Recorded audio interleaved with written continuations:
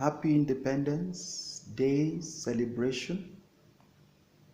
58 years of the existence of Nigeria as an independent country.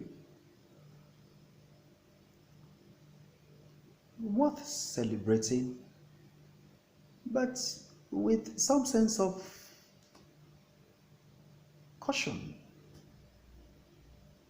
Because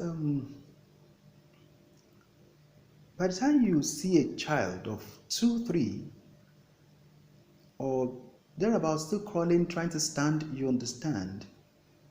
When you have a grown up of 58 years, not knowing which way to go, then there is a big issue.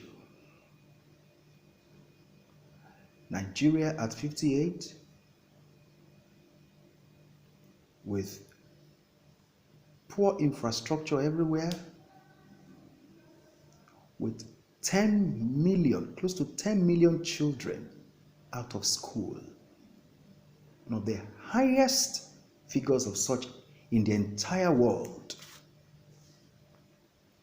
That for a country as reputed to be the 6th largest producer of oil for many decades.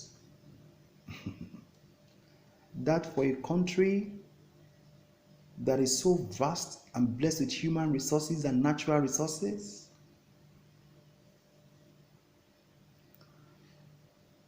Why won't we have the Boko Haram menace? Why won't we have the Avengers? Why won't we have people taking up arms? Those are even those who have grown up, who are either teenagers or young adults, who has not got nothing doing, possibly after school. Not to talk of the close to 10 million children who are presently out of school in this country, and largely in the 19 states of the north. Sincerely speaking, our leaders must have a rethink, and not only leaders, even followers. The Nigerian citizens must wake up to realize that the highest office of the land is not that of the president, but the office of the citizen. The president is an employee of all the citizens of his country. He is paid from taxpayers' money. The concept of social contract implies that government has a duty to the people to protect their lives and property, yes, and to ensure the greatest good of the majority. That, I don't think, is our experience presently in Nigeria. We know that this country is blessed, but we cannot throw everything on God like Nigerians will want to do, that God will solve all your problems. God will only solve problems for you that you cannot solve by yourselves. God is not the errand man that Nigerians want to make him. We worship God, he does not worship us. Okay? And if God has been so grateful and so graceful to us, so he has blessed us so much as a country, what are we doing with all the blessing and the grace of God?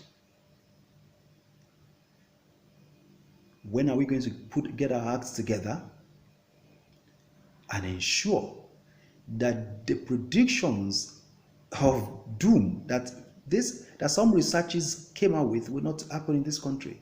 The Bill and Melinda Gates Foundation conducted a research, and they concluded, based on verifiable data and empirical basis, that by the year 2050,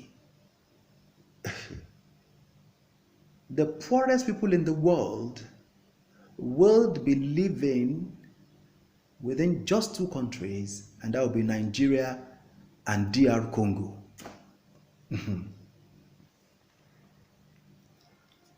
Fortunately, these are 2 countries so blessed with human resources, with natural resources. like no other place. Yet there's a dearth of leadership. We only have politicians, politicians, politics. There are no statesmen. People don't know how to live as statesmen and forge unity and development in a nation and give their country hope and place Nigeria where it belongs on the map. And so at this point in time, we're having outside Nigeria almost the same number of Nigerians who are living inside. People are jetting out, people that can travel out and run away from Nigeria, running away, those that can fly are flying. Those who are also risking their life through the desert and the Mediterranean Sea are doing so and losing their lives on a daily basis. Nigerians are selling themselves as slaves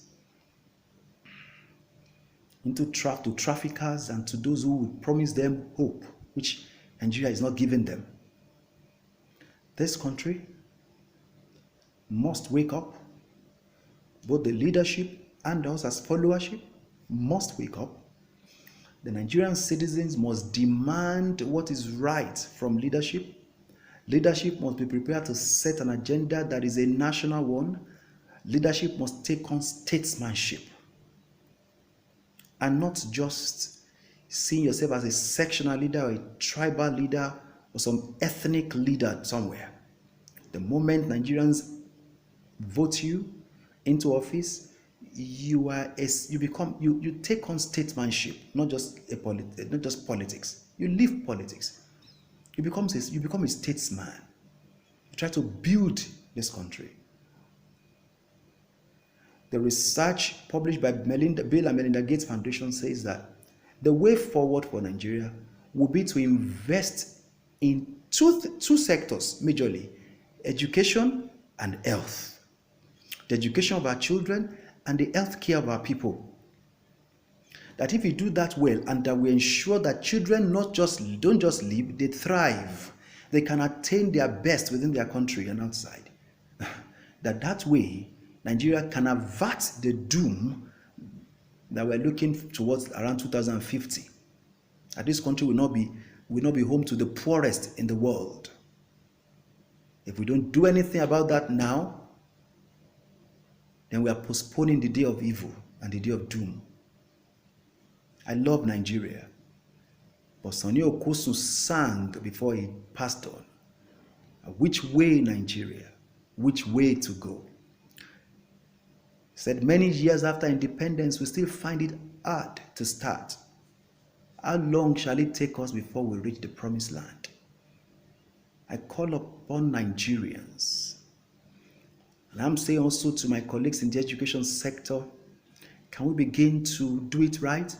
A country cannot be better than the quality of its teachers. The teachers in a nation groom the next generation. Let us not be cheats. Let us be teachers, and let us do it right. Let us do it with conscience. Let us work with passion. Let us be our best in the classroom. Let us model the right thing for our children and for the learners in our classes.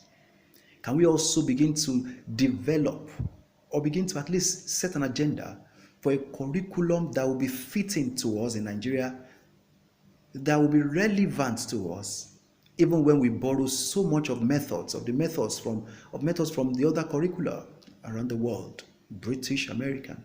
But can we begin to now have a discussion on a curriculum that is native to Africa, which we lost, a very fantastic, very informal education that our forefathers had.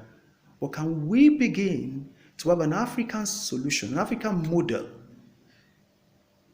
that works, that would affect our education, our health sector, our technology,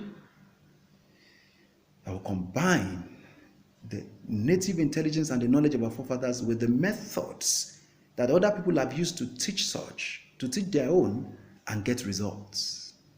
I'm calling us to a rethink and a reposition of our minds, resetting of our thinking, changing of our mindset to build a nation that will be prosperous, that we will all be proud of.